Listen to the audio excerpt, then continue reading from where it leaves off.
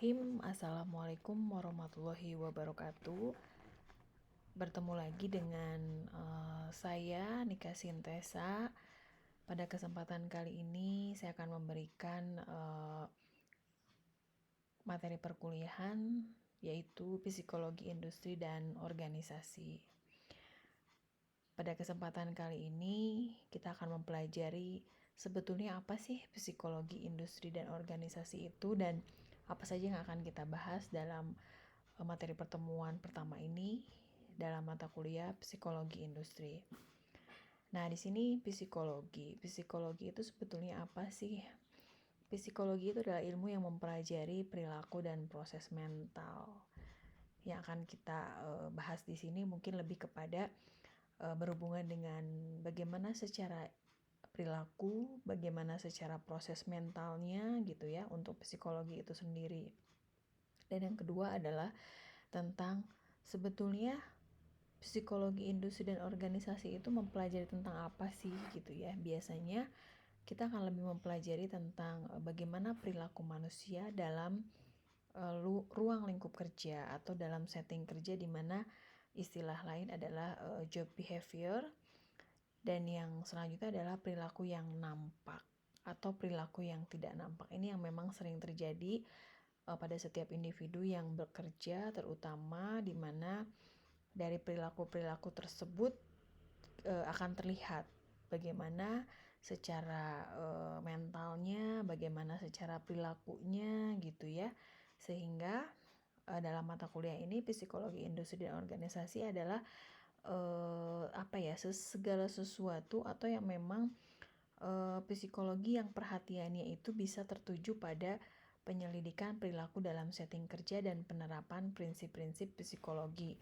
Untuk apa? Untuk mengubah perilaku kerja tersebut. Jadi bagaimana ketika pekerja atau karyawan memang ingin merubah atau ingin bisa menerima atau ingin bisa beradaptasi dengan lingkungan kerja, mungkin dengan lingkungan kerja yang tidak nyaman sekalipun, atau dengan kondisi yang nyaman, atau dengan kondisi yang kondusif atau tidak kondusif. Nanti kita akan pelajari di sini lebih banyak lagi ya gitu. Nah, yang selanjutnya adalah, jadi sebetulnya psikologi industri dan organisasi itu adalah ilmu yang mempelajari perilaku manusia dalam peranannya sebagai tenaga kerja dan konsumen, baik secara individual ataupun kelompok, dengan maksud agar temuannya itu dapat diterapkan dalam industri dan organisasi untuk kemanfaatan manusianya dan organisasinya. Ini yang dinamakan psikologi industri dan organisasi gitu. Jadi mata kuliah ini kita akan membahas tentang ilmu-ilmu yang mempelajari semua perilaku manusia dalam peranan sebagai apa? Kita sebagai tenaga kerja ataupun kita sebagai konsumen gitu ya. Baik secara individu ataupun dalam kelompok. Karena memang biasanya dalam bekerja itu kita biasanya bekerja dengan tim gitu ya. Kita bekerja dengan individu atau dengan kelompoknya gitu. Nah, yang selanjutnya adalah ada beberapa istilah yang terkait dalam mata kuliah psikologi industri ini. Yang pertama adalah industri. Sebetulnya kalau kita berbicara industri apa sih gitu ya. Nah, yang Ibu tuliskan di sini adalah kegiatan otonomi yang mengolah segala bahan menjadi barang atau jasa dengan mempunyai nilai tambah. Sedangkan kalau perusahaan industri ya badan usaha yang melakukan kegiatan usahanya di bidang industri. Kalau untuk organisasi, biasanya teman-teman di sini juga mungkin sudah terbiasa dengan istilah organisasi ya gitu. Di sini ada yang namanya kesatuan yang memungkinkan sekelompok orang mencapai tujuan yang tidak dapat dicapai secara perorangan gitu ya. Jadi kita harus bekerja tim, bekerja kelompok gitu ya. Kayak teman-teman di sini yang bergabung dalam organisasi mungkin tidak akan bisa mengerjakan sesuatu dengan sendiri gitu, tapi memang harus ada tim atau memang harus berkelompok gitu. Nah, di mana setiap organisasi itu adalah satu sistem yang mempunyai hierarki atau mempunyai susunan dari setiap kelompok yang memang saling ketergantungan dan saling terkait. Untuk apa? untuk mencapai tujuan organisasinya atau tujuan organisasi perusahaan tersebut gitu ya. Nah, sebetulnya kalau kita berbicara dengan organisasi itu apa sih gitu ya. Nah, biasanya kalau berbicara organisasi itu adalah satu wadah yang menggabungkan sejumlah manusia untuk bekerja sama dalam mencapai tujuan tertentu gitu ya. Berdasarkan apa dilihatnya? Berdasarkan pembagian fungsi, berdasarkan mekanisme kerja gitu. Nah, sehingga dari organisasi inilah kita akan terbentuk dari mulai apa sih tujuan dari organisasi tersebut, bagaimana sih mekanisme kerjanya, bagaimana sih pembagian fungsinya, itu yang akan terjadi dalam organisasi gitu. Nah, di dalam organisasi ini ada yang namanya struktur atau ada yang namanya proses. Nah, struktur itu dalam organisasi itu wajib ada. Struktur itu merupakan apa sih? Satu susunan gitu ya, atau satu pekerjaan, atau satu tugas, atau satu garis wewenang dari bagian dalam organisasi tersebut gitu. Nah, di dalam struktur itu ada yang namanya proses. Proses itu berarti lebih kepada apa? Proses komunikasi di situ harus ada, proses pengembangan keputusan di situ harus ada, evaluasi prestasi juga ada, dan proses sosialisasi serta karir ini akan terjadi di dalam organisasi manapun ya, tidak hanya di dalam organisasi tempat kerja kita, tapi mungkin organisasi yang memang akan berhubungan dengan banyak orang gitu. Untuk mencapai tujuan akan lebih terarah dan lebih bisa cepat dan tepat dalam mencapai tujuan ketika kita ada dalam suatu organisasi gitu ya. Nah, di sini ada istilah struktur tadi ya.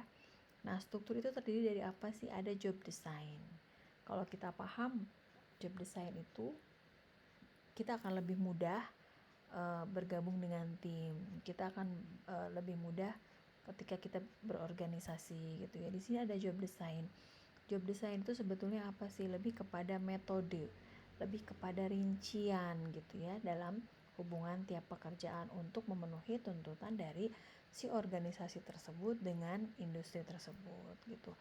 Nah, di sini dalam organisasi juga ada yang namanya organizational design, di mana lebih kepada adanya struktur tugas atau hubungan wewenang yang memang akan menunjang perilaku individu dan kelompok itu untuk menuju peningkatan prestasi.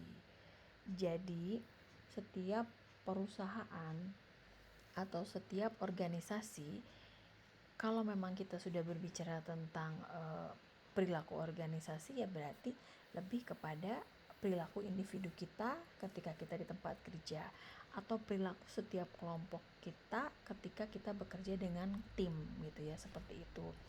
Atau misalnya dari mulai yang tadinya kita tidak bisa menjadi bisa, yang tidak paham menjadi paham. Nah, itulah untuk peningkatan prestasi dalam perusahaan atau dalam organisasi. Misalnya dengan kita melakukan yang namanya training atau kita belajar dari senior di tempat kerja kita gitu, dan lain-lain lah.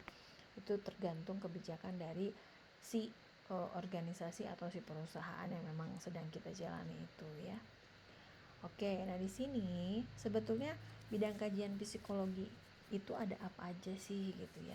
Sebetulnya banyak ya, dari mulai psikologi perkembangan, ada psikologi sosial, ada psikologi kepribadian, ada psikologi kognitif dan lain-lain gitu.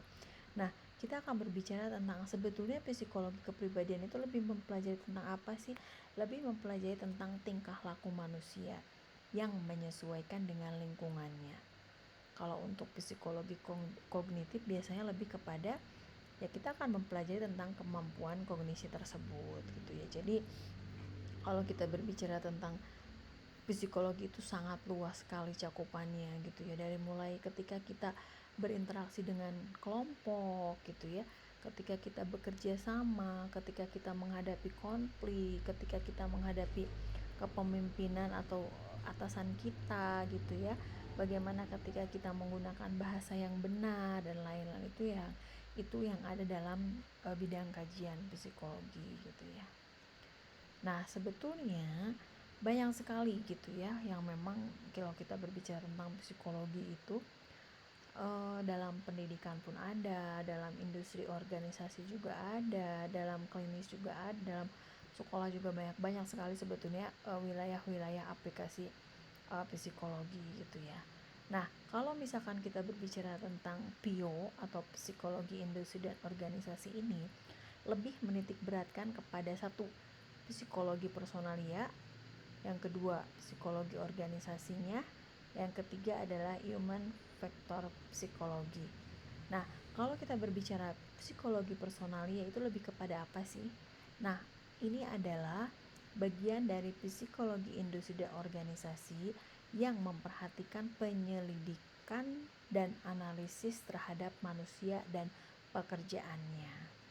Bagaimana ketika kita baru bekerja, bagaimana ketika kita sudah berpengalaman, bagaimana ketika kita merasa jenuh dengan pekerjaan kita gitu. Nah, ini kita akan berbicara di bagian psikologi personalia.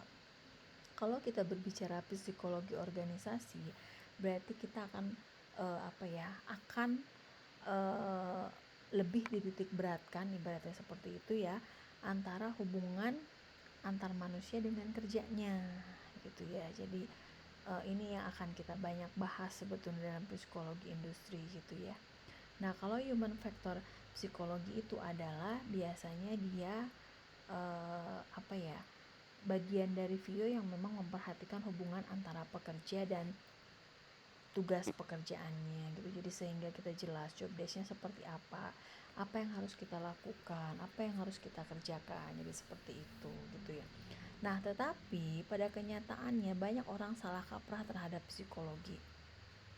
Jadi yang namanya psikologi itu sebetulnya bukan untuk ilmu pengetahuan, atau psikologi itu bukan ramalan kepribadian, atau psikologi itu berbeda dengan psikotes gitu. Atau psikologi itu memandang bahwa manusia seperti robot, pada kenyataannya tidak seperti itu gitu ya. Nah, kalau misalkan kita berbicara tentang para psikologi, yaitu merupakan bagian dari psikologi gitu ya. Biasanya mempelajari manusia dengan perilakunya gitu ya. Biasanya mempelajari manusia dengan pikirannya gitu. Itu yang namanya bagian dari psikologi gitu ya. Atau para psikologi itu merupakan bagian dari psikologi gitu ya. Nah, sebetulnya ada beberapa masalah gitu ya, atau dalam psikologi industri dan organisasi ini biasanya terdapat 4 macam masalah. Yang pertama yang akan kita hadapi adalah person and person. Berarti kita dengan orang lain itu akan terjadi masalah. Ketika saya minta diajarin, ketika saya tidak bisa, mungkin senior kita juga tidak mau mengajari, itu akan terjadi mungkin konflik, bisa jadi gitu ya. Atau person and group gitu ya, atau ketika kita berhubungan dengan orang yang sudah lama bekerja dengan satu tim, ketika kita masuk ya itu pun bisa terjadi konflik ketika kita tidak bisa beradaptasi. Atau misalnya person and object itu lebih menitik beratkan kepada orang dengan alat atau dengan fasilitas yang didapatkan gitu ya. Misalnya kalau direktur kita atau atasan kita atau mandor kita itu lebih banyak mendapatkan fasilitas, kita sebagai karyawan biasa, kita sebagai staf biasa tidak mendapatkan apa-apa. Nah, itulah yang akan kita bahas juga dalam psikologi industri dan organisasi gitu ya.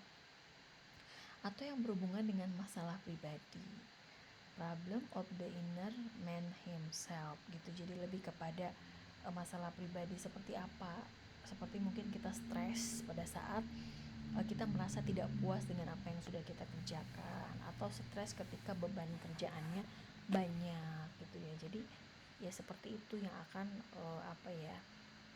beberapa masalah yang akan timbul dalam PIO ini gitu ya. Nah, sebetulnya bagaimana sih cara mengubah perilaku dalam bekerja kita?